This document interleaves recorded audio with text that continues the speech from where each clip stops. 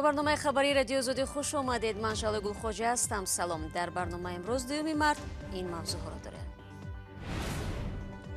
نزدیکان و اهل هنر فاطمه غلام و هنرپیشه شناخته تئاتر و سینمای توجیک را بر روی آخرت گسیل کردند.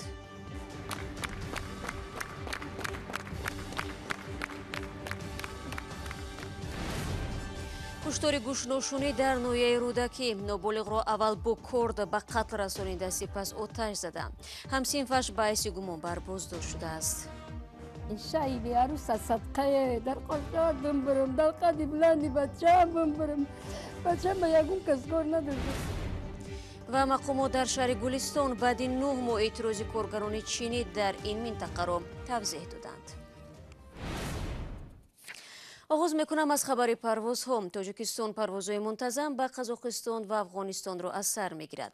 رئیس اجنسی اویاسیای شهروندی تاجیکستان در یک جلسه در دوشنبه گفته است این تصمیم در پی قرار ایستادی جمهوری مبارزه با کووید 19 گرفته شده است. پروازها را طریق خطسری دوشنبه الماتو دوشنبه و دوشنبه کابل دوشنبه شرکت های سامان ایر استانا و کم ایر اجرا خواهند کرد. باید گفت فعلا اکثر ساکنان تاجیکستان منتظر برقرار شدن پروازهای دویمی از تاجیکستان به روسیه هستند، ولی مقامات روس تا هنوز در این زمینه رضایت ندادند. امروز فاطمه غلام و هنرپیشه شناخته تئاتر و سینمای توجیک رو که روز 1 مارس در 86 سالگی درگذشت در آرامگاه سیاسی شهر دوشنبه دفن کردند. اسفندیار غلامов برادر فاطمه غلامова به رادیو آزادی گفت که او 2 روز آخر از فشار بلندی اذیت میکشید. مولا رجب یوسفی و شهلوی عبدالله در مراسم ویدو با این هنرپیشه معروف شرکت داشتند.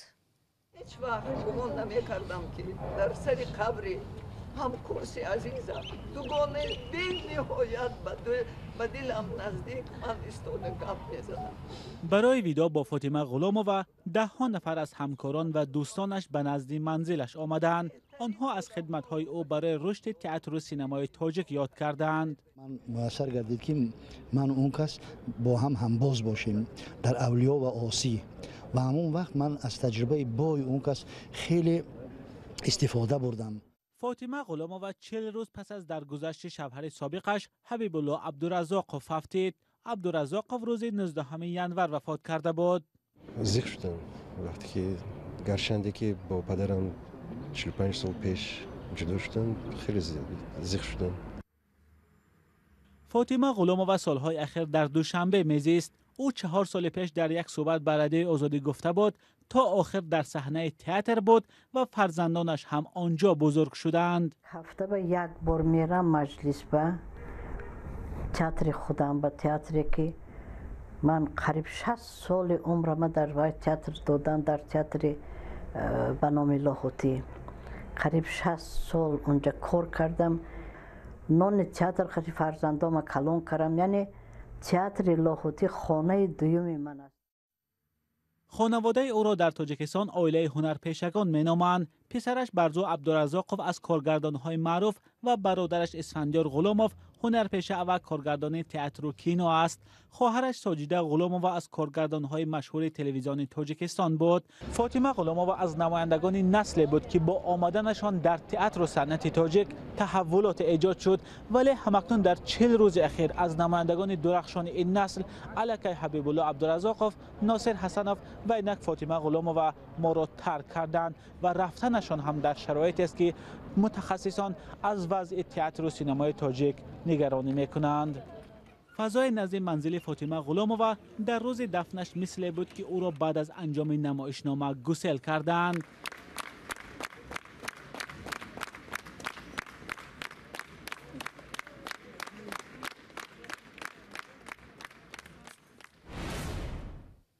شما برنامه خبری رادیو آزادی رو تماشا دارید. حادثه کشتار وحشیانه یک خواننده ساکنان نویه رودکی را به دهشت آورده است. پس از یک روز جستجو صبح 26 فوریه نزدیکان پلیس جسد حاکم بابویف 17 ساله را دورتر از محل زیستش پیدا کردند. پلیس با گمان قتل بیرحمانه نابالغ همسنف و دوست او را بازداشت کرده به تحقیق قضیه پرداخته است. والدان نورس گمانبر همه گونه اتهام را در نسبت فرزندشان رد می‌کنند. سروینوزی روح‌الله و امردین اولیموف این حادثه مدهش را پیگیری کردند. بچه‌م با یگون کس کار نداشت و بچه من گلبهار شریفова 4 روز است ба суолҳои худ дар бораи марги мармӯзи писараш посух намеёбад. ҷасади аввал кушта ва баъдан оташзадаи писари 17-солаашро рӯзи 26 феврал дуртар аз маҳалли зисташон пайдо карданд.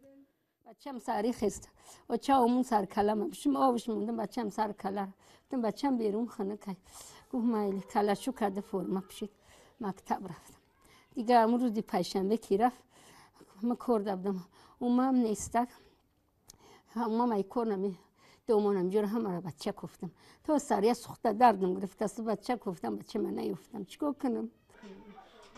писари Гулбаҳор Ҳоким Бобоев ба идаои волидон рӯзи 25 феврал аз дарс ҳамроҳи як ҳамсинфаш баромада дигар нопадид шудааст. пас аз ҷустуҷӯ пайвандону мақомот субҳи рӯзи дигар ҷасади ӯро пайдо карданд.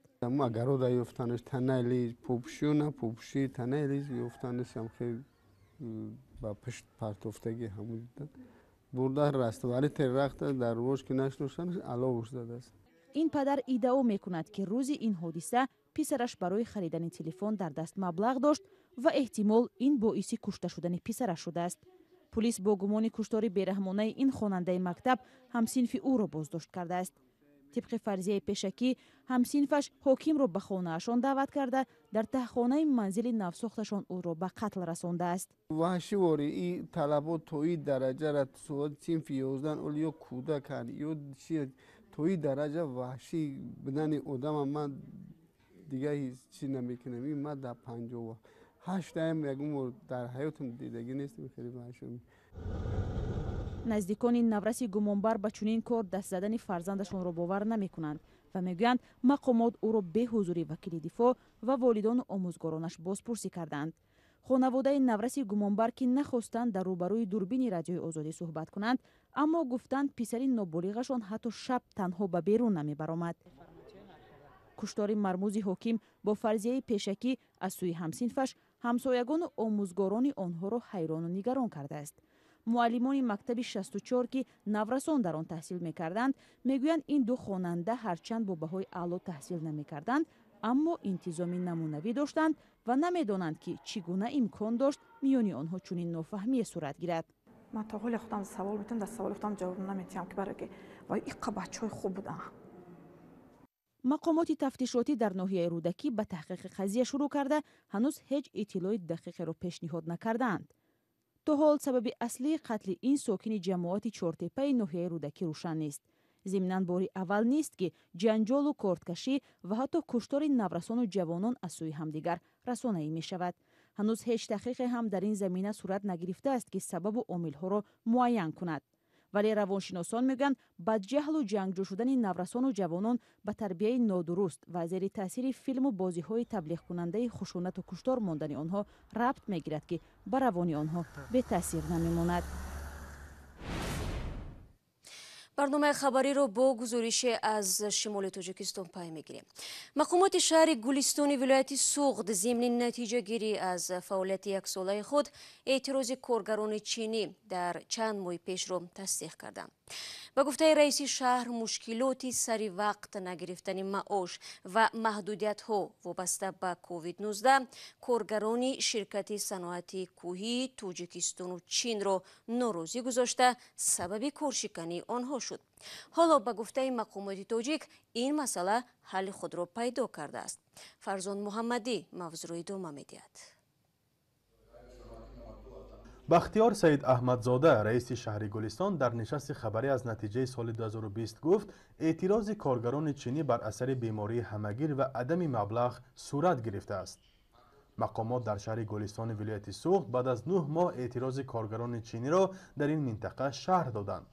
اونجا قریب یا هفته و 8 نفر ما بابای گرفتار شدن کرونا ویروس اون خودمایی که اون چینیایی که در اون وقت کسا شدن حاضر کار کرده شدن قریب نیمش با بشکر رفت به خیتوی با همون اون کارگرانی که در اینجا کار میکنن اونها را با علیش کردن با دیگر کارگران چینی نه. روز 20 می سال 2020 حدود 60 کارگر چینی شرکت دست به کارشکنی زدند و با طلب معاش و بازگشت به چین به مسئولان کارخانه با سنگ و چوب حمله نمودند. در نوارهایی که منظره اعتراض را نشان می‌دهند چند دفعه به هوا تیر خالی کرده می شود و صدای ناراضگی ازدحام به گوش می رسد.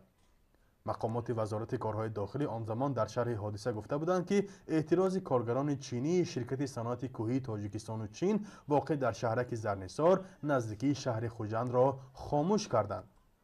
اما بعد آن اعتراضگران به تارنمای رسمی فضای شرق چین گفتند مأموران میلیسا کارگران را با کلتک‌های سخت لت و کوب کرده و 40 کارگر چینی زخمی شدند. در این کارخانه عظیم صنعتی 30% کارگران چینی ها هستند و به اطلاع کارگران تاجیک آن معاش ماهانه آنها تا 35,000 سامانی بوده است. امروزه شماره میانی کارمندان کارخانه های خیتای در خیتای 3646 نفر نسبت همین دوره سال گذشته 550 نفر زیاد شده. اینا معاششان چند پول تقریبا؟ معاشی خیتای من گفته نمیتونه. ولی مشکلات این کارخانه عظیم چینی سال گذشته تنها با ندادن سروقتی معاش کارگران اکتفا نیافته است. 2 نفر از کارگران چینی را بنابر رعایت نکردن قاعده بی‌خطری در حالت کاری از جانب دادگاه شهر گلستان جریمه بستند. به اضافه این به اطلاع رئیس دادگاه اقتصادی ولایت با شکایت مقامات گمرک منطقوی نیز پرونده باز کرده به سبب نقض معیار ترتیبات گمرکی به میلیون ها سامانی جریمه بندی کردند. مبلغ پرداخت‌های گمرکی قریب 11 میلیون رو تشکیل می‌کرد. به نظر داشت وارد شد. بهره وارد شد. این بحث شدی با منفیت مقامات گمرک حل شد. شرکت کوهی صنعتی تاجیکستان چین ماه ایون سال 2007 در شهرک زرنسار گلستان به کار آغاز کرده است. کارخانه مذکور قادر است سال 1 میلیون تانه معدن سرب و روح را کارکرد کند. مقامات انداز تاجیکستان شرکت صنعت کوهی تاجیکستان و چین را در برابر کارخانه مشترک طلای زرافشان بزرگترین شرکت‌های اندازدهنده تاجیکستان نام برده بود.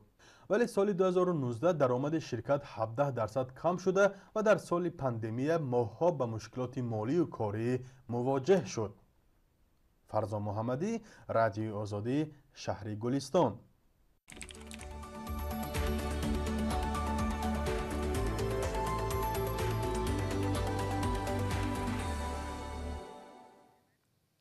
و روز 7 مارس دسته فوتبال بارسلونا президенти نو را انتخاب میکند و در عرفه این سنه مهم حساب ماریو بارتومئو президенти پیشترک تیرامای سال گذشته بعد یک جنجال به استعفا رفته بود بازداشت شده است. تفصیلات در گزارشی عبدالله اشرف. خوسپ ماریو بارتومئو президенти سابقی باشگاه فوتبال بارسلونا روز دوشنبه پس از آنکه که پلیس کاتالونیا اداره باشگاه فوتبال را کوفت کوب کرد بازداشت شد. اسکار گراو رهبری باشگاه و رامان گومز حقوقشناسی تیم نیز به اداره پلیس رفتند. سبب این بازداشت ماجرای پرسر و صدایی به اصطلاح برسگیت شد که به آبروی رهبران تیم فوتبال لطمه وارد کرد. شبکه رادیویی کادنا سر ماه فوریه سال گذشته درباره یک سازشنامه باشگاه فوتبالی بارسلونا با شرکت آیس ری ونچرز گزارش داد. هدف از این سازشنامه به گفته خبرنگاران بالا بردن آبروی خود بارتومئو президенти باشگاه فوتبال و برعکس به آبرو ساختن منقدان او از جمله فوتبالبازان لیونل مسی و خاوی بوده است. برای این کار از بودجه تیم فوتبال 1 میلیون یورو پول جدا شده است. از این داد و ستد ناظران پلیس آگاه شدند. به گفته تفتیشات президенти سابق پولهای باشگاه بارسلونا را به منفعت شخصی خود صرف کرده است.